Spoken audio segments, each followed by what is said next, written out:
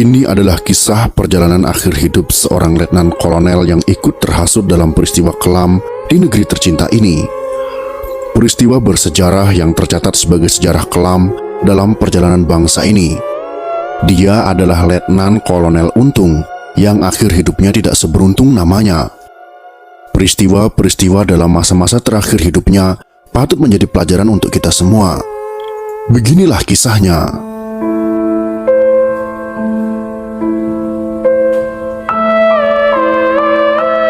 Sersan Mayor Bungkus masih ingat apa yang dialaminya pada tanggal 30 September tahun 1965.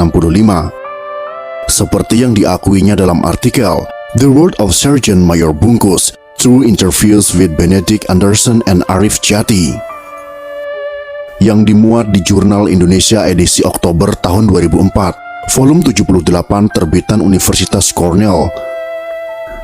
Sore hari tanggal 30 September tahun 1965, saya diberi pengarahan oleh komandan kompi saya, ungkap Sersan Mayor Bungkus. Sang komandan kompi C dari Batalion Kawal Kehormatan 1 Cakrabirawa yang sangat dikenal Bungkus itu adalah Letnan 1 Dul Arif. Dalam apel malam, Dul Arif hanya bisa memperoleh 60 anggota. Pasukan itu lalu bergerak ke kawasan Lubang Buaya di Jakarta Timur. Komandan batalion kita, Letnan Kolonel Untung, telah menugaskan saya memegang unit Cakra berangkat dalam sebuah misi. Ada kelompok jenderal yang disebut Dewan Jenderal yang hendak mengkudeta Presiden Soekarno, kata Dul Arif seperti ditirukan oleh Bungkus. Tugas Cakrabirawa tak lain adalah melindungi Presiden Soekarno. Dari ucapan Dul Arif itu, para pasukan tentu merasa bahwa para jenderal itu musuh besar mereka. Sehingga tak heran saat dalam penculikan yang dikenal sebagai peristiwa Gerakan 30 September tahun 1965 atau disingkat dengan G30S, pasukan Cakrabirawa tidak ragu menembak jenderal yang mereka bawa. Pada malam tanggal 30 September tahun 1965 itu, Letnan Kolonel Untung sang komandan Batalion Kawal Kehormatan 1 Cakrabirawa ikut mengawal Presiden Soekarno di acara Musyawarah Nasional Ahli Teknik di Senayan. Presiden berada di Senayan hingga pukul 11 malam. Setelah itu, Untung berangkat ke Lubang Buaya, dekat Pangkalan Udara Halim Perdana Kesuma, untuk melihat pasukan.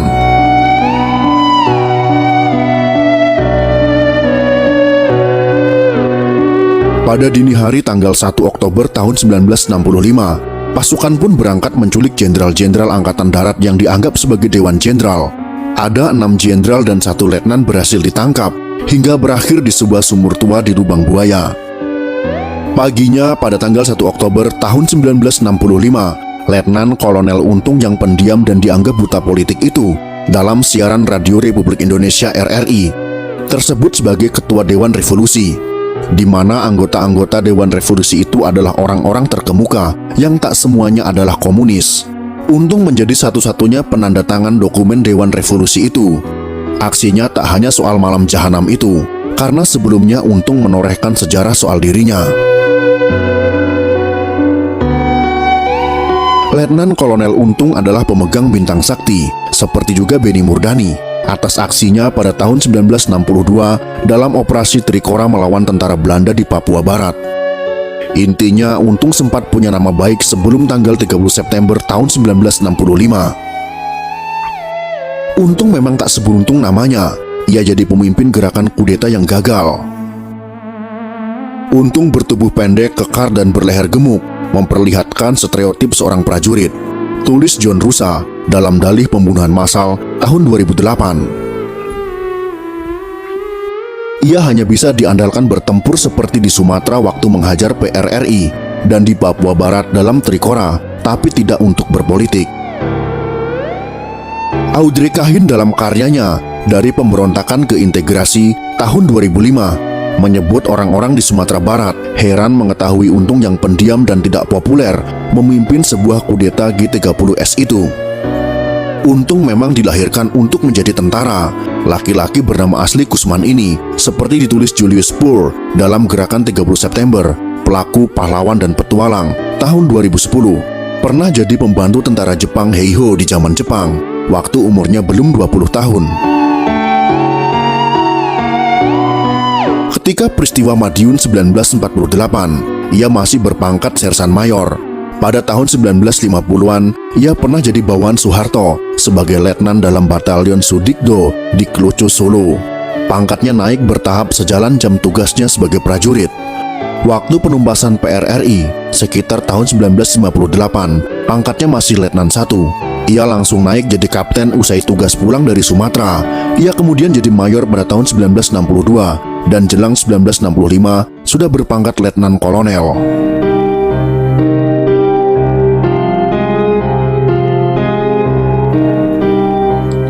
Saat bertugas di Irian Barat, ia memimpin pasukan Banteng Rider dari Batalion 454 Serondol Kodam di Ponegoro, Jawa Tengah. Untung sempat jadi komandan batalion di sana, menggantikan Letnan Kolonel Ali Ebram yang dianggap sebagai pengetik super semar. Sebagian pasukan Rider dari Serondol ada yang ditarik sebagai resimen Cakrabirawa. Pasukan yang sempat di Banteng Rider masuk dalam Batalion Kawal Kehormatan 1 Cakrabirawa yang dipimpin Untung. Banteng Rider adalah pasukan elit yang didirikan oleh Ahmad Yani, yang juga menjadi korban penculikan G30S. Di antara pasukan penculik G30S, sebagian berasal dari Banteng Rider.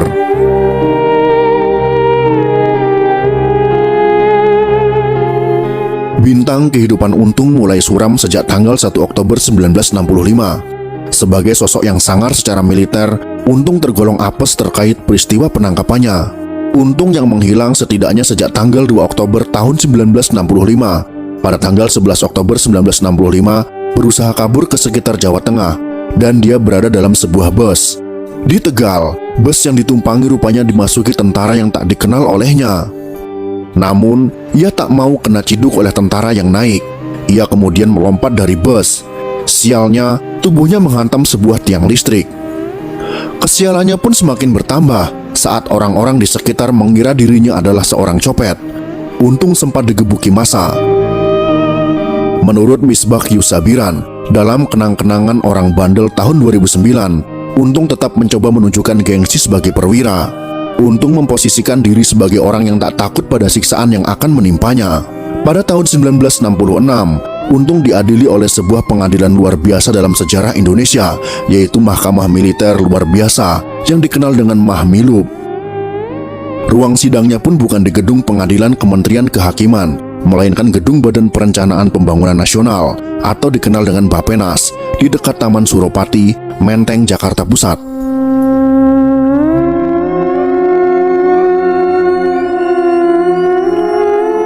Dalam pengadilan Untung, Gumulyo Wreksoatmojo SH bertindak sebagai pembela. Sedangkan ketua Mahmilub yang mengadili Untung adalah Letnan Kolonel CHK Suyono Wirohatmojo. Sedangkan auditor yang menuntut perkara itu adalah Letnan Kolonel Iskandar SH, Midzi Tendean, kakak dari Kapten Pierre Tendean hadir dalam persidangan.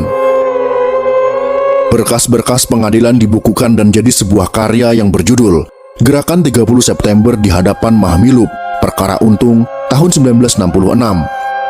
Dalam laporan ini, pekerjaan Untung adalah Letnan Kolonel Infanteri Angkatan Darat, Komandan Batalion 1 Kawal Kehormatan Cakrabirawa, dan berdasar keputusan Presiden, _Pangti Abri, _Koti, nomor 171, Koti, _1965, per tanggal 4 Desember tahun 1965, diberhentikan tidak hormat dari pangkat dan jabatannya dalam dinas ketentaraan terhitung mulai tanggal 30 September tahun 1965.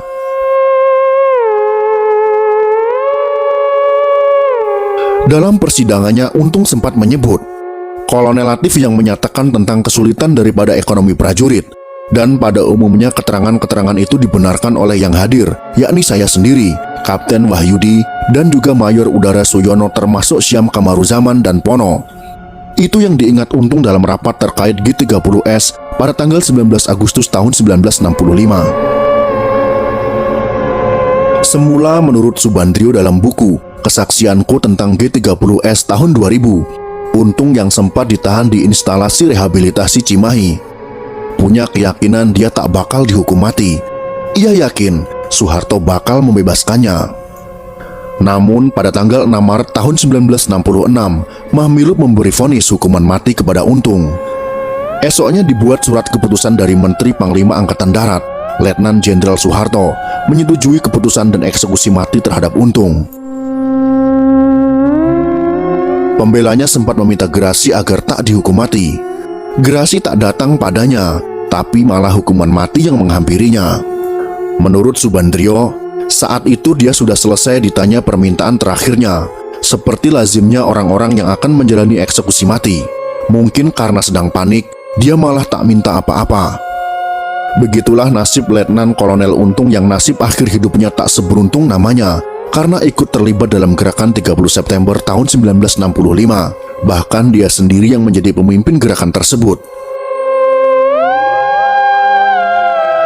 Semoga kisah sejarah ini bisa menjadi pelajaran berharga bagi kita sebagai generasi penerus bangsa ini. Saya Yohana Putri Sitopu, saya dari kelas 12 MIA 2. Saya sudah membuat tugas sejarah Indonesia tentang G30 SPKI pada tanggal 30 September sampai 2 Oktober pada tahun 1965. Sekian dan terima kasih.